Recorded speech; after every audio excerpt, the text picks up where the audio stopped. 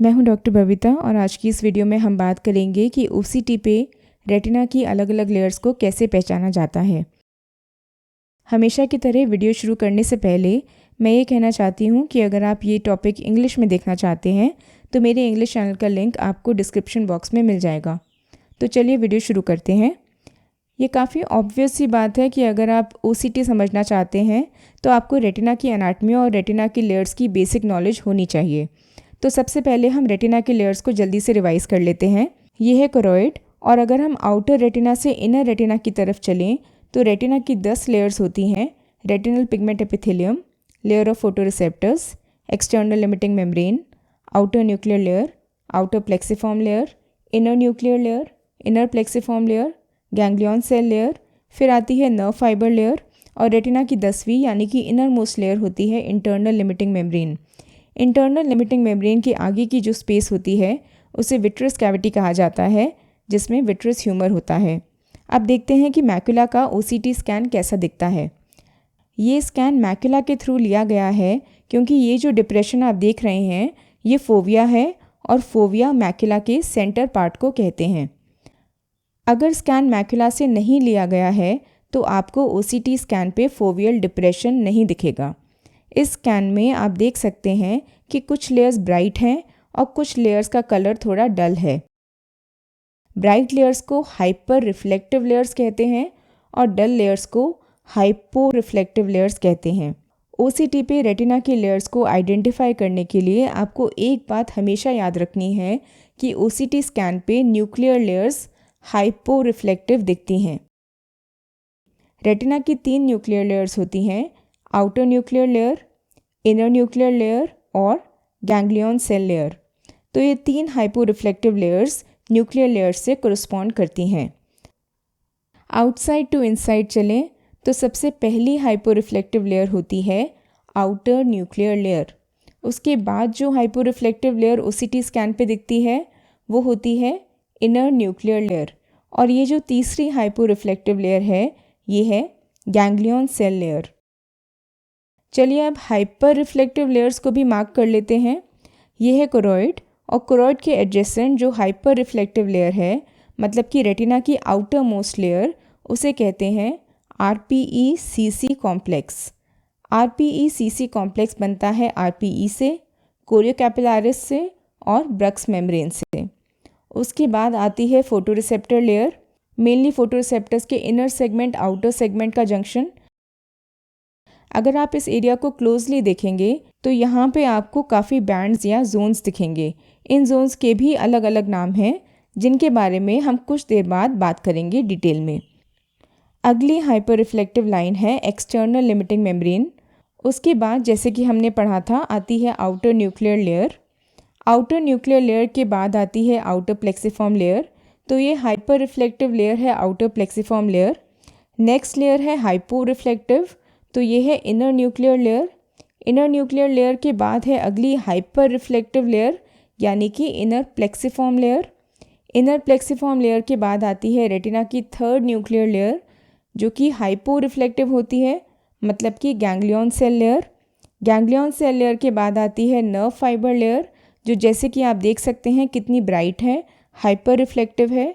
और सबसे inner most layer होती है इंटरनल लिमिटिंग मेम्ब्रेन, और वो भी एक हाइपर रिफ्लेक्टिव लेयर है।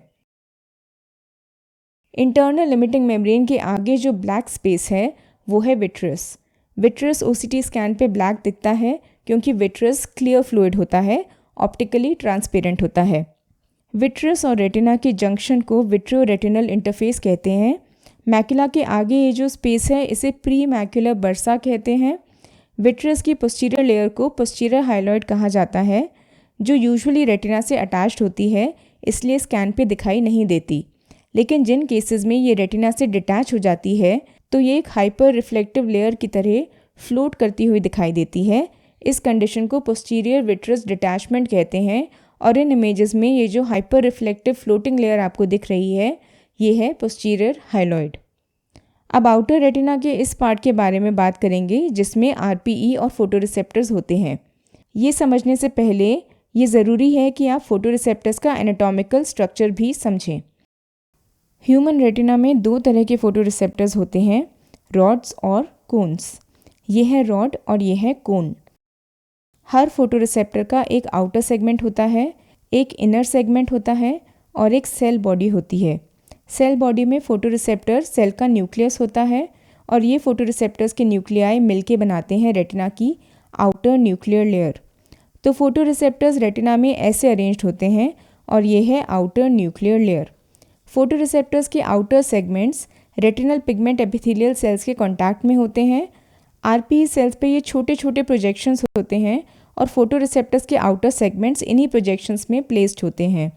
आरपीई सेल्स और फोटोरिसेप्टर आउटर सेगमेंट्स के इस जंक्शन को कहते हैं इंटरडिजिटेशन जोन। इंटरडिजिटेशन जोन को पहले कॉस्ट और रॉस्ट भी कहा जाता था। कॉस्ट मतलब कोन आउटर सेगमेंट टिप्स और रॉस्ट मतलब रॉड्स आउटर सेगमेंट टिप्स। तो ओसीटी स्कैन पे आरपीई के ऊपर आप ये जो हाइपर रिफ्लेक्टिव लाइन देख रहे हैं, ये है इंटरडिजिटेशन जोन। एक बार फिर से फोटोरिसेप्टर के स्ट्रक्चर को देख लेते हैं। ये पार्ट जैसे कि हमने पढ़ा, इसे कहते हैं आउटर सेगमेंट और ये पार्ट है इनर सेगमेंट। फोटोरिसेप्टर के इनर सेगमेंट को फर्दर दो और पार्ट्स में डिवाइड कर सकते हैं। एक होता है आउटर पार्ट जिसमें माइटोकॉन्ड्रिया होते हैं और दूसरा होता है इनर पार्ट जिसमें एंडोप्लाज्मिक रेटिकुलम होता है। इनर सेगमेंट का आउटर पार्ट जिसमें माइटोकॉन्ड्रिया होते हैं उसे कहते हैं एलिप्सॉइड जोन और इनर सेगमेंट का इनर पार्ट जिसमें एंडोप्लाज्मिक रेटिकुलम होता है उसे कहते हैं मायोइड जोन। चलिए देखते हैं कि ये दोनों जोन्स ओसीटी पे कैसे दिखते हैं। ये जो हाइपर रिफ्लेक्टिव लाइन आप देख रहे हैं, ये है एलिप्सॉइड जोन। इस जोन को पहले IS-OS जंक्शन भी कहा जाता था, लेकिन अब उस टर्म को चेंज कर दिया गया है और इसे एलिप्सॉइड जोन या EZ कहते हैं। मायोइड जोन में मेनली प्रोटीन सिंथेसिस होता है और ये ओसीटी पे हाइपो रिफ्लेक्टिव दिखता है। तो एलिप्सॉइड जोन के ऊपर ये जो हाइपो रिफ्लेक्टिव जोन है, ये है मायोइड जोन। तो ओसीटी स्कैन पे आउटर रेटिनल लेयर्स में 4 अलग अलग हाइपर रिफ्लेक्टिव लाइंस दिखाई देती हैं। वो हैं from outside to inside, RPE या रेटिनल पिगमेंट एपिथेलियम, फिर IZ या फिर इंटरडिजिटेशन जोन, फिर एलिप्सॉइड जोन या IS-OS जंक्शन और चौथी लाइन जिसके बारे में हम वीडियो की शुरुआत में ही पढ़ चुके हैं, यानी कि एक्सटर्नल लिमिटिंग मेम्ब्रेन या फिर ELM। ओसीटी स्कैन देखते समय आपको ये कैसे पता चलेगा कि आप पेशेंट की राइट आई देख रहे हैं या फिर पेशेंट की लेफ़्ट आई? ये समझने के लिए आपको एक बात याद रखनी है कि रेटिनल नर्व फाइबर लेयर की थिकनेस ऑप्टिक डिस्क के पास सबसे ज़्यादा होती है। ऑप्टिक डिस्क आई में नेज़ल साइड पे होती है। इसका मतलब कि RNFL स्कैन के जिस साइड पे ज़्यादा थिक लग रही है वो साइड नेज़ल साइड है। चलिए एक एग्जाम्पल की हेल्प से ये बात समझते हैं। इस स्कैन पे ये हाइपर रिफ्लेक्टिव लेयर है RNFL। जैसा कि आप देख सकते हैं कि RNFL स्कैन के इस एंड पे ज़्यादा थिक है, दूसरे एंड पे देखें तो कंपैरिजन में इसकी थिकनेस काफ़ी कम है। इसका मतलब ये है कि ये नेज़ल साइड है और ये है टेम्पोरल साइड। अगर आप इस पेशेंट का एक और स्कैन देखेंगे जो ऑप्टिक डिस्क के थ्रू लिया गया है, तो ये डिप्रेशन आप देख सकते हैं, ये है ऑप्टिक डिस्क। इसका मतलब है कि पेशेंट का फंडस कुछ ऐसा दिखता है। ऑप्टिक डिस्क पिक्चर में राइट हैंड साइड पे है, तो ये है पेशेंट की राइट आई। इस स्कैन को देखें तो RNFL लेफ़्ट साइड पे ज़्यादा थिक लग रही है, मतलब कि ये पेशेंट की नेज़ल साइड है, मतलब कि ऑप्टिक डिस्क लेफ़्ट साइड पे प्रेजेंट है, तो ये है पेशेंट की लेफ़्ट आई। चलिए एक बार फिर से ओसीटी पे रेटिना की लेयर्स को रिवाइज कर लेते हैं। ये हाइपर रिफ्लेक्टिव बैंड है RPE-CC कॉम्प्लेक्स, फिर आता है इंटरडिजिटेशन जोन, फिर एलिप्सॉइड जोन, ये डार्क बैंड है मायोइड जोन, उसके ऊपर ये हाइपर रिफ्लेक्टिव लाइन है एक्सटर्नल लिमिटिंग मेम्ब्रेन, फिर ये हाइपो रिफ्लेक्टिव लेयर है आउटर न्यूक्लियर लेयर, उसके बाद जो हाइपर रिफ्लेक्टिव लेयर है वो है आउटर प्लेक्सिफॉर्म लेयर, उसके ऊपर की लेयर हाइपो रिफ्लेक्टिव है यानी कि inner nuclear layer, next hyper reflective layer है इनर प्लेक्सिफॉर्म लेयर, फिर एक हाइपो रिफ्लेक्टिव लेयर है गैंग्लियन सेल लेयर, फिर आती है रेटिनल नर्व फाइबर लेयर जो हाइपर रिफ्लेक्टिव होती है, और रेटिना की इनर मोस्ट लेयर है इंटरनल लिमिटिंग मेम्ब्रेन जो अगेन हाइपर रिफ्लेक्टिव होती है। अगर आपको ये वीडियो पसंद आई हो तो इसे लाइक करें और अपने फ्रेंड्स और कलीग्स के साथ शेयर करें, और अगर आप ऐसी ही एजुकेशनल वीडियोस देखना चाहते हैं तो मेरे चैनल को सब्सक्राइब करके सपोर्ट करें। Thank you very much.